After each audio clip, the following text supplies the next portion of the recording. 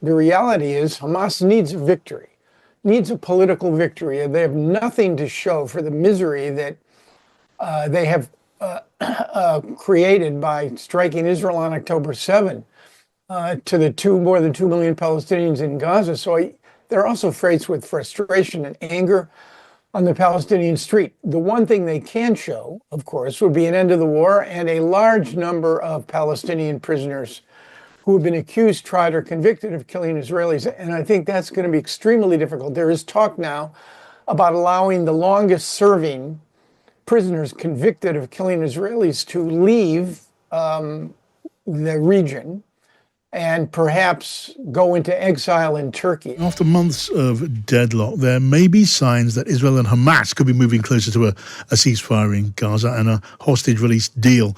The head of the U.S. Central Intelligence Agency is reportedly discussing this with the Prime Minister of Qatar. Hamas has suggested an agreement is possible. The Israeli media suggest large gaps between the two still remain. So it's a good time to talk to Aaron David Miller, the former Middle East negotiator for the United States. Hello to you, Aaron. Good to see you, John. Always welcome, Aaron. And I know you are very, very well plugged in. Tell me, what are you hearing about the closeness or otherwise of a deal? We've been here before, but perhaps not quite as close. I think the probability is that, in fact, there will be an agreement before the end of the year. My experience in Arab-Israeli negotiations has convinced me that when the pain and the prospects of gain are compelling, that parties tend to feel a little more pressed in reaching an agreement rather than not. And I think the pressure here, well, let me sum it up by saying Hamas needs an agreement, number one. And Benjamin Netanyahu is, I would argue, more willing to accept an agreement on the other hand. Now, remember, when we talk about an agreement, we're talking about, at best, a phased approach, which would allow a number of hostages, the women, the elderly, the infirm, if there is a child or two still there, to be released in exchange for a large number of Palestinian prisoners and a 45 to 60-day ceasefire, which would permit the surging of humanitarian assistance into Gaza. We are not talking about an end to the war. We're not talking about the release of all of the hostages, and we're certainly not now talking about a better future for the people of Gaza. Yes. I mean, but there's not a lot of leaking coming out of either Israel or the Hamas side, and maybe that's an encouraging sign. But one way or another, the outlines of a possible deal have vaguely filtered out. And it does seem from those that Israel might just keep troops in Gaza, in the central area, on the Egyptian border area, which would be a significant shift and maybe unlock a deal. Possibly. If you look at the commercially available overhead and read the Israeli press, clearly the Israelis are preparing for a very long stay in Gaza, in the northern part, closer to the Gaza envelope communities, Israeli communities. And probably, even though they may be willing to withdraw from the Philadelphia core, that will only last the extent of the ceasefire. So, no, I think the war, which is essentially an Israeli effort to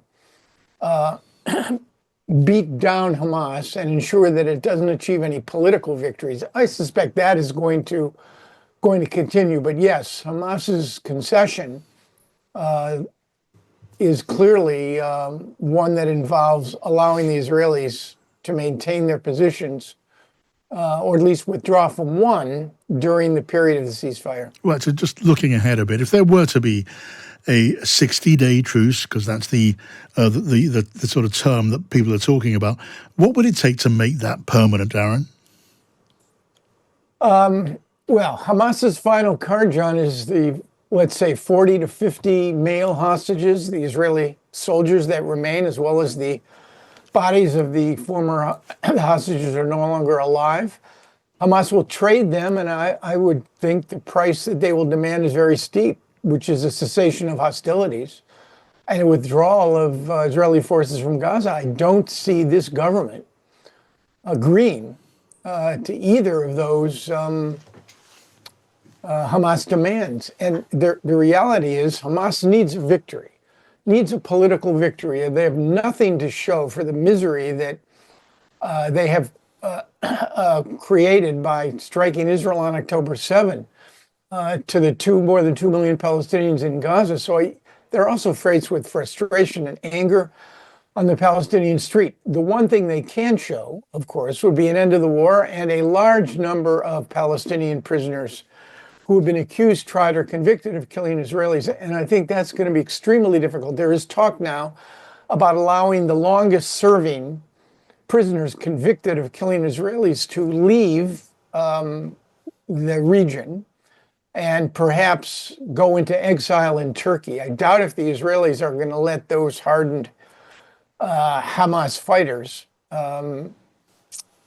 return to the Gaza Strip, which would, of course, amplify the problem that the Israelis have sought to solve with their comprehensive military campaign over the last year and a half. So, as the Brits would say, we're a long way from Tipperary right now on this. But it would be very good news if, in fact, Phase 1 came into being. It would. What about Donald Trump's influence in all of this before he steps into the White House for the second time? And he's said again and again there would be hell to pay if there's not some sort of resolution by the time that he gets into the Oval Office.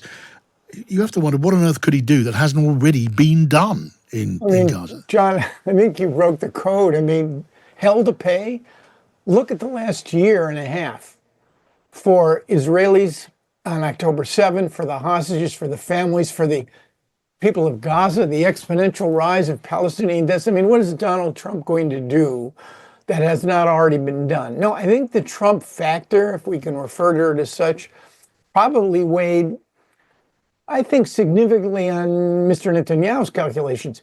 He wants, of course, to repair any damage that he has done, in Mr. Trump's mind, for not endorsing a stolen election and congratulating Joe Biden on his election as president, which Donald Trump took, not surprisingly, took very poorly. But Netanyahu has another agenda, too. He doesn't want to clutter Trump's inbox. The main issue that Netanyahu wants to convince Trump of has nothing to do with Gaza or Lebanon. He's going to try to persuade the president-elect that the time will never be better for a major Israeli and/or American strike against Iran's nuclear sites. That's Mr. Netanyahu's objective.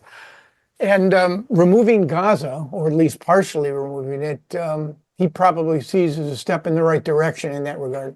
Okay, so even a ceasefire, just opening up another big phase in the whole game. Aaron David Miller, always great to get your opinion. Thank you.